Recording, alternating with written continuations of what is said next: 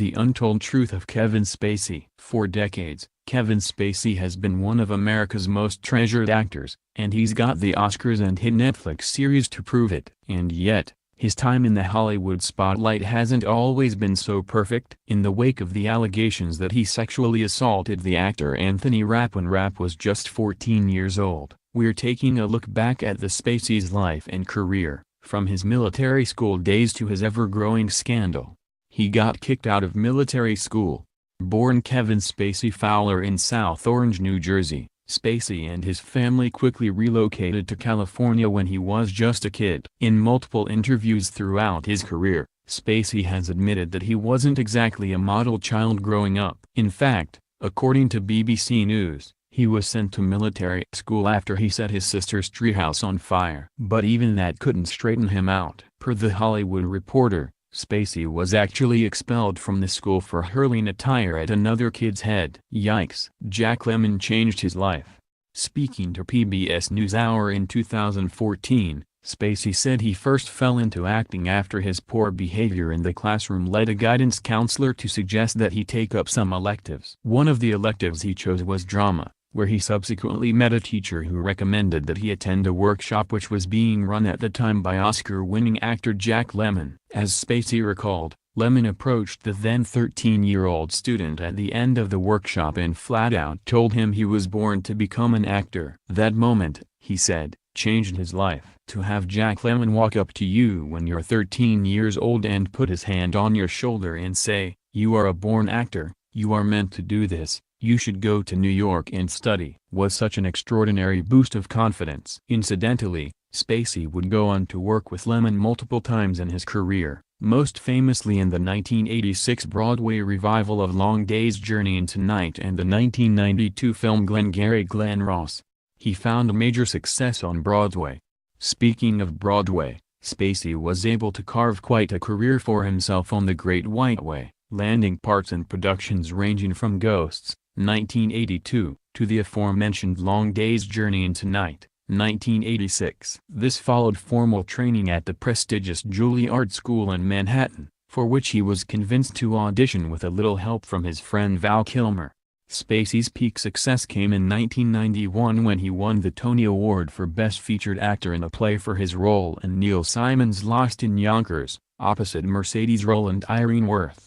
Mike Nichols kickstarted his movie career.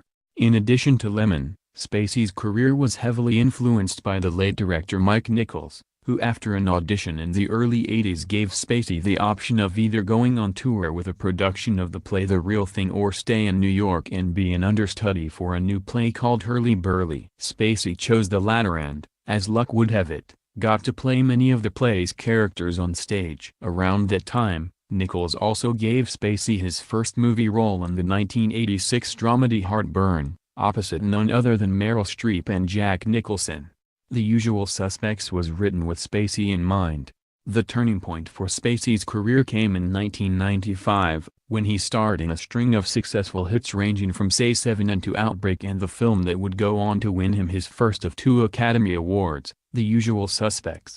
In that particular film, Spacey played the sinister character Verbal who, by the end of the movie, would help pull off one of the greatest movie twists of all time. If the role seemed like the perfect pairing of character and actor, well, that's because the part had actually been written with Spacey in mind. According to separate interviews with the film's director and screenwriter, Bryan Singer and Christopher McQuarrie, Spacey got the part after he approached them at a screening of their 1993 film Public Access and said he'd love to work with them one day. He wasn't so famous back then and we thought he'd be great, since we'd loved him in Glengarry Glen Ross, Singer told The Guardian in 2016. There's something sly and fun about him that's perfect for a trickster mastermind like Verbal, added McQuarrie in a 2014 interview with Cinetropolis. I had actually written parts for him in other scripts. So when he expressed interest, I thought, alright, now how do I hold him to that? How do I make a character interesting enough for a Tony Award-winning actor to want to play him? Audiences are very smart, he continued.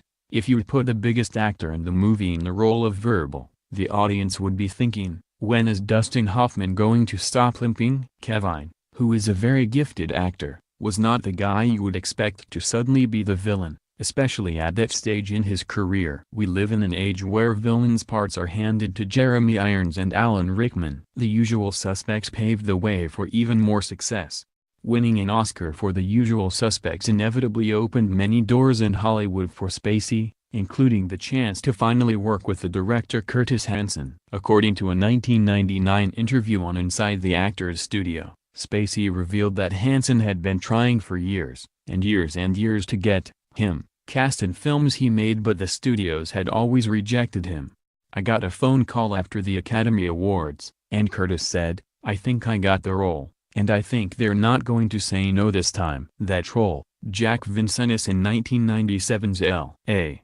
Confidential, which would go on to win 2 Oscars this year. He might have gotten high while filming American Beauty. Success continued for Spacey in 1999 when he played Lester Burnham, a suburban father in the midst of a midlife crisis, in the Oscar-winning American Beauty. As part of his midlife crisis, Burnham develops a thing for smoking pot after a chance meeting with his creepy next-door neighbor, played by Wes Bentley. That scene, director Sam Mendes would later reveal, might have been influenced by the actual drug on set. There's a scene in American Beauty where he and another character are getting stoned outside a real estate convention, and there may or may not have been real pot available on that particular movie. "I couldn't possibly comment," Mendes said in 2016, via Hollywood.com. "At one point Kevin got the giggles, as you imagine might happen if somebody were to actually have pot," Mendes continued. "He got helpless with laughter and his eyes flicker over to the camera because he's looking for me to cut and say,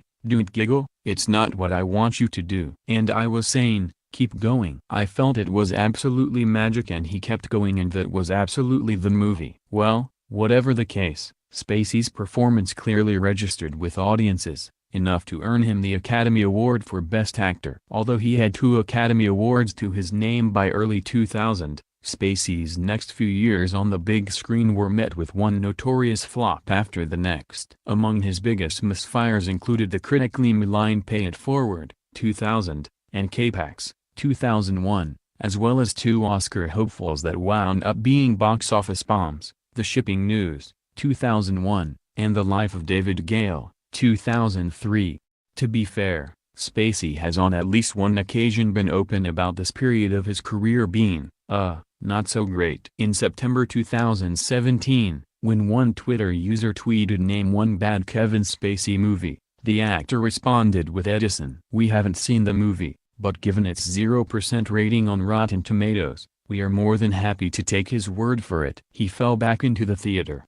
As his movie career began to flounder, Spacey went across the pond to London, where he became the artistic director at the Old Vic Theatre. Although Spacey's time with the theatre reportedly got off to a mixed start, he held the role until the fall of 2015, when he was succeeded by Matthew Warchus, Matilda, Groundhog Day. His stint was also met with high praise from his peers. He found success again on the small screen. Like many actors of his era, Spacey eventually found better success on the small screen. This was especially true in 2008, when he received Emmy nominations for his performance in the HBO political drama Recount and for executive producing the Ralph Fiennes Susan Sarandon vehicle Bernard and Doris.